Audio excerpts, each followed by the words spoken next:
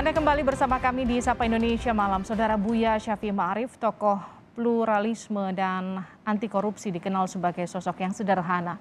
Buya Syafi'i Ma'arif menjadi mata air keteladanan, baik dalam beragama maupun berwarga negara. Kesederhanaan begitu melekat pada sosok Syafi'i Ma'arif Ahmad, seorang cendekiawan Muslim dan tokoh agama. Memiliki nama besar tak membuatnya sungkan menaiki kelas ekonomi saat menjadi penumpang pesawat atau menaiki sepeda ontel saat bepergian di kota tempat tinggalnya Yogyakarta. Bahkan menaiki kereta rel listrik saat beraktivitas di ibu kota Jakarta. Kini sang cendekiawan telah berpulang. Duka tak hanya dirasakan keluarga besar Muhammadiyah, namun juga masyarakat Indonesia. Ahmad Syafi'i Ma'arif yang akrab dipanggil Buya Syafi'i meninggalkan begitu banyak warisan etik yang kuat dalam perjuangan melawan korupsi serta ketidakadilan di masyarakat. Tahun 1998 hingga 2005, saat Buya Syafi'i menjadi Ketua Umum PP Muhammadiyah, ia aktif membela Komisi Anti Rasuah KPK dari segala intervensi dan pelemahan yang terjadi di lembaga itu. Buya soal revisi KPK, Saya rasa ya kelemahannya kemarin tidak prosedurnya kurang tempuh. KPK tidak diajak berunding oleh Menteri HAM dan kemudian juga oleh DPR. Itu saya rasa soal revisi, soal ada usul Dewan Pengawas, itu sesungguhnya bisa didiskusikan. Itu kan kemarin kan langsung digitukan, jadi apa ini? Jadi terbakarnya apanya teman-teman ini. KPK itu wajib dibela, diperkuat, tapi bukan suci loh KPK itu harus diingat itu, bukan suci. Oke, itu aja. Di luar soal KPK, Syafi'i juga jadi panduan untuk masalah moral dan etika di masyarakat. Buya juga kerap menyuarakan tentang pluralisme dan toleransi antar umat beragama. Merasakan apa? Persahabatan yang tulus itu mungkin bukan sesama penganut agama tertentu. Mungkin lintas agama itu tergantung hati, tergantung sikap batin itu penting sekali. Jadi kita terima perbedaan. Kan berkali-kali saya sampaikan, berbeda dalam persaudaraan, bersaudara dalam perbedaan. Dan itu jangan dibuat-buat. Itu harus otentik. Kalau dibuat-buat itu ada gunanya itu. Main-main apa orang-orang yang suka apa namanya itu citra apa itu enggak menarik itu. Harus datang dari hati. Nah, kalau datang dari hati, pasti menyambut juga hati. Atas perannya tahun 2018, Buya Syafi'i ditunjuk Presiden Joko Widodo menjadi anggota Dewan Pengarah Badan Pembinaan Ideologi Pancasila atau BPIP. Kehilangan dirasakan Ketua Umum Dewan Masjid Indonesia Yusuf Kala. Di mata JK, sosok Buya Syafi'i merupakan guru bangsa yang kritis dan mengutamakan kepentingan bangsa. Beliau ini guru bangsa, artinya memberikan suatu arahan-arahan atau pandangan-pandangan kepada seluruh bangsa dan kenegaraan dengan hal-hal yang baik dan yang kritis. Tapi kritis itu tidak artinya menonjol, tapi kritis yang positif. Selalu berbicara beliau tentang persatuan. Persatuan dan juga bagaimana mengatasi hal-hal seperti kemiskinan, ketidakadilan. Selalu beliau berbicara hal-hal tersebut. Kini sang cendekiawan dan tokoh Muhammadiyah berpulang di usia 86 tahun. Buya meninggalkan begitu banyak warisan, tak hanya bagi organisasinya Muhammadiyah, namun juga bagi masyarakat Indonesia. Menjadi mata air keteladanan, baik dalam beragama maupun berwarga negara. Tim Liputan, Kompas TV.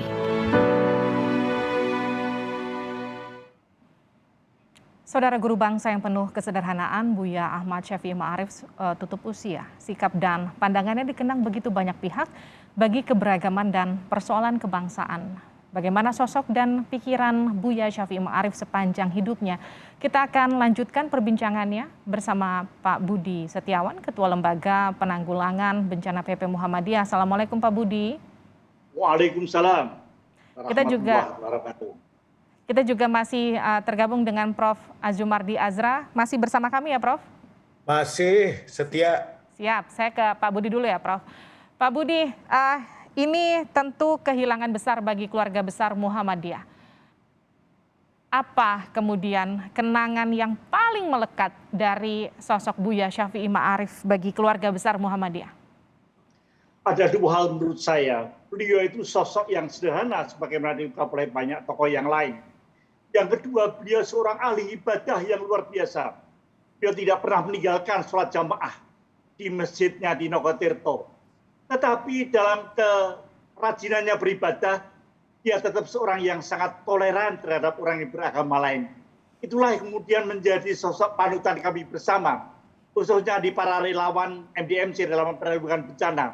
Ketika beliau mengatakan pada kami, jagalah Muhammadiyah dengan sangat semangat kerelawanan. Karena itulah semangat kerelawanan adalah menjaga marwah Muhammadiyah dalam konteks kemanusiaan. Itulah yang selalu terngiang dan kami sampaikan pada teman-teman relawan di MDMC atau LPP ini. Saya masih ingat ketika terjadi gempa Jogja, yang hari ini kita peringati 16 tahun gempa Jogja, beliau datang ke posko kami di kantor, di posko Muhammadiyah. Beliau mengatakan, kita boleh bersedih, tetapi kita harus kemudian bangkit. Dan kemudian beliau menyemangati kami untuk bekerja keras dalam menolong saudara-saudara kami yang tertimpa bencana. Jadi tepat di 16 tahun gempa Jogja, kami jadi ingat kembali semangat beliau pada kami para relawan di Muhammadiyah ini. Yang kemudian adalah kesederhanaan beliau yang tadi sudah diungkap. Saya pernah mengantar beliau dan beliau mengatakan, Budi, ayo kita maam sate. Di warung manapun beliau akan berhenti.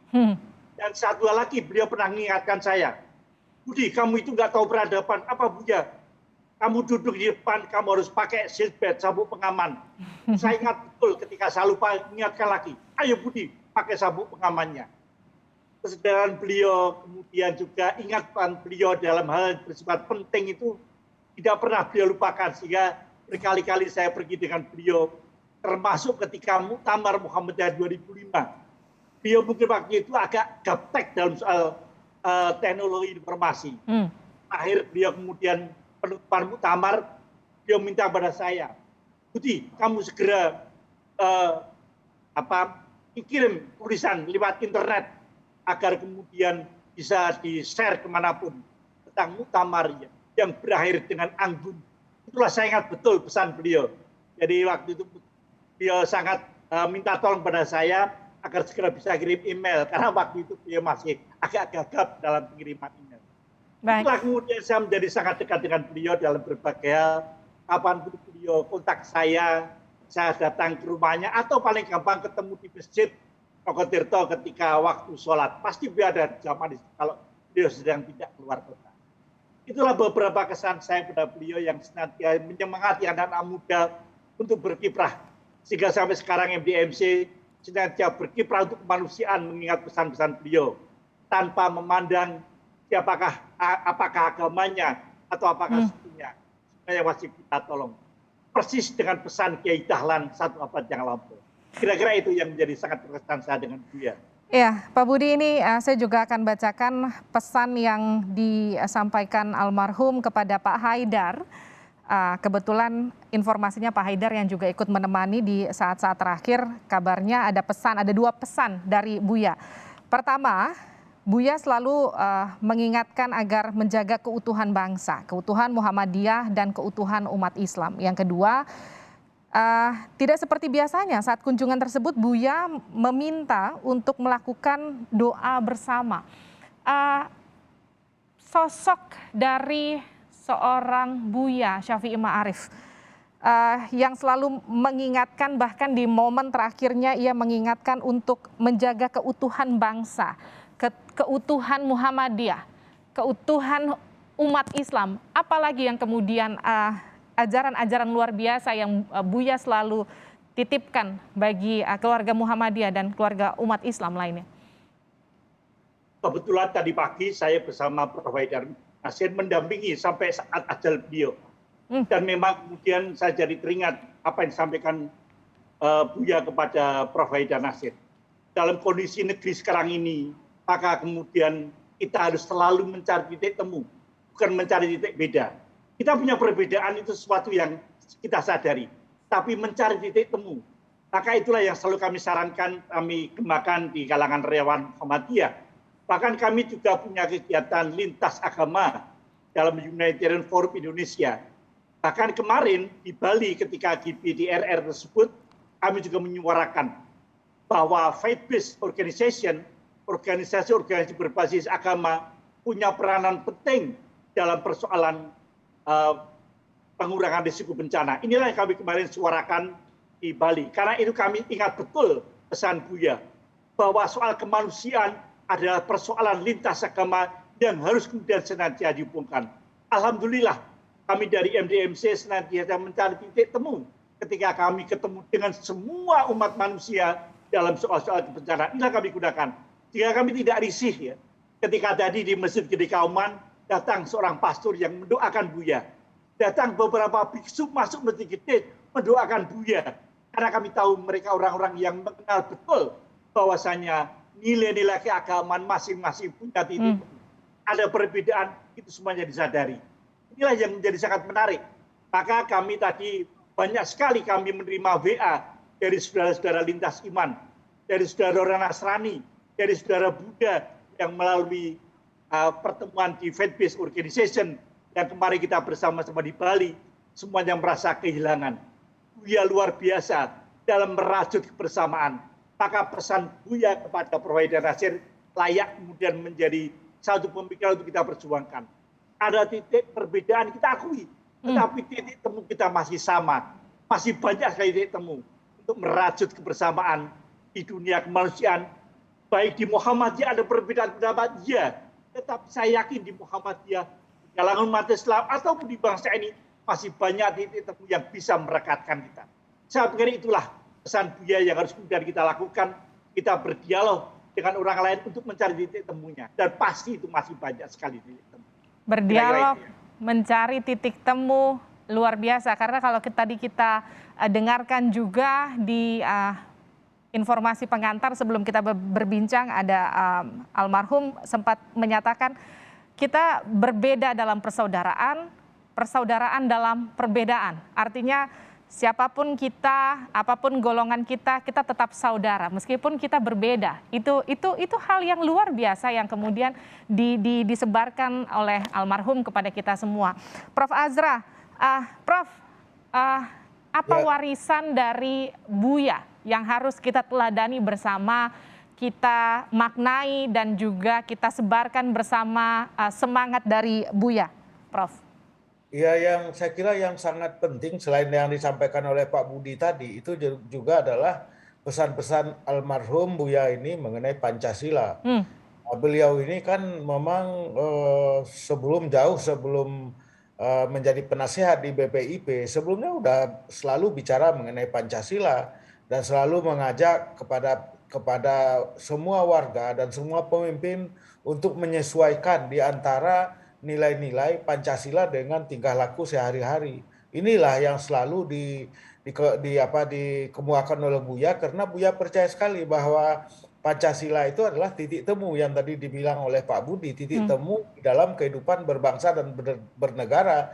Dan tidak banyak negara, khususnya negara berpenduduk mayoritas Muslim, yang punya keistimewaan seperti Pancasila itu, seperti termasuk juga NKRI-nya itu. Makanya kemudian Buya selalu mengulang-ulang itu bagaimana supaya defisit Pancasila dalam perilaku kita sehari-hari itu diatasi, sehingga kemudian kita bisa menjadi lebih bersatu, lebih berkeadilan dan lebih berperadaban. Itu yang selalu ditekankan oleh Buya. Jadi ini tugas yang belum selesai yang harus kita lanjutkan bersama-sama.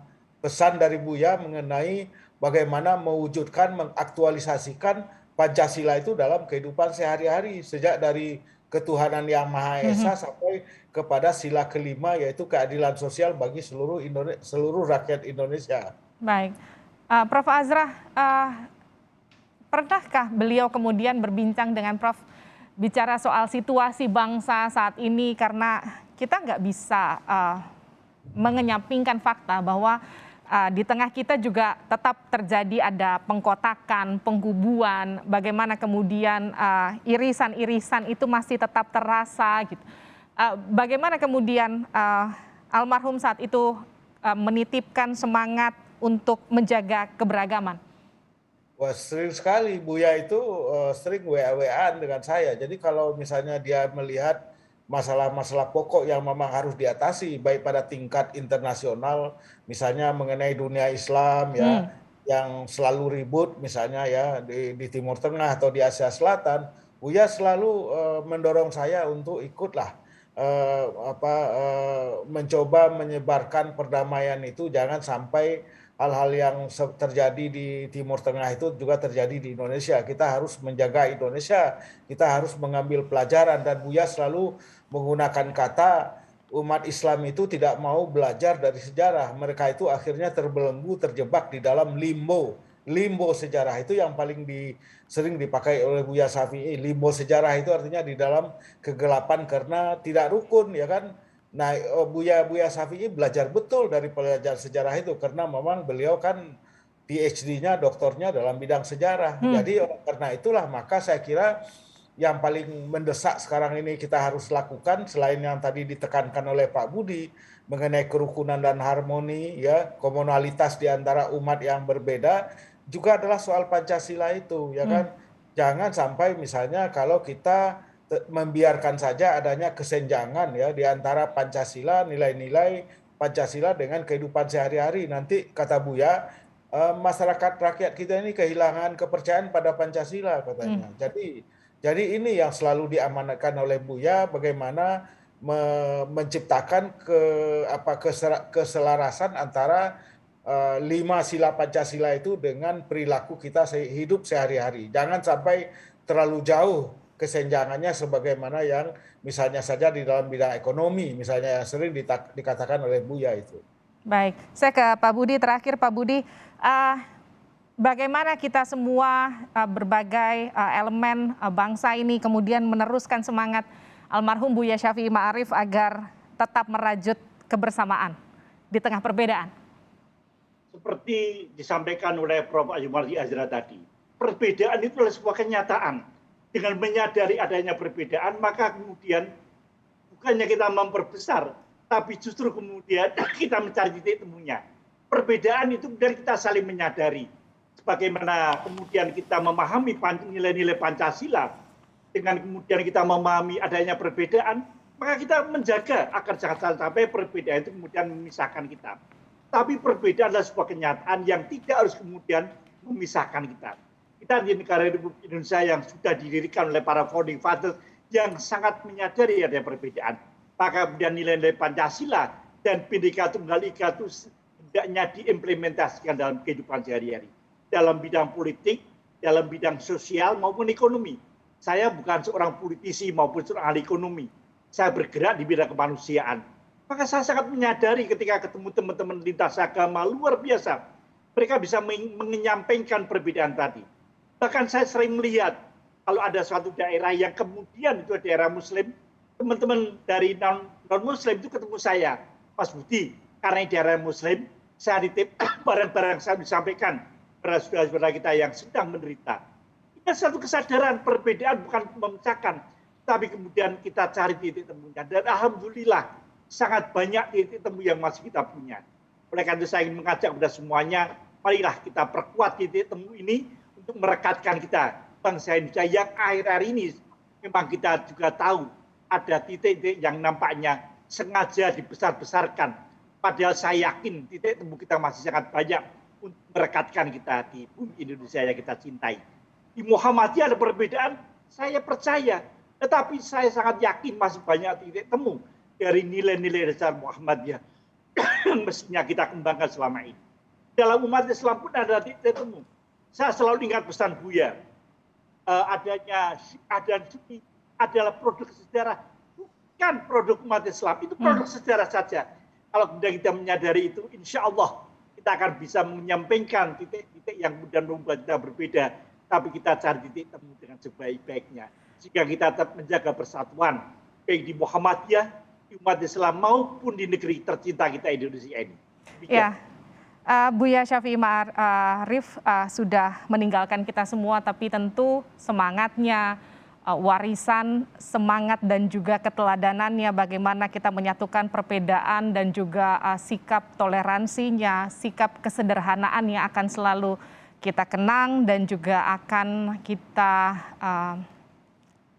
bagaimana kita teruskan itu semua ke seluruh elemen bangsa Indonesia. Terima kasih telah bergabung bersama kami, Pak Budi Setiawan, Ketua Lembaga Penanggulangan Bencana PP Muhammadiyah, Prof. Azumardi Azra, cendekiawan Muslim. Terima kasih Prof telah bergabung bersama kami di Sapa Indonesia Malam.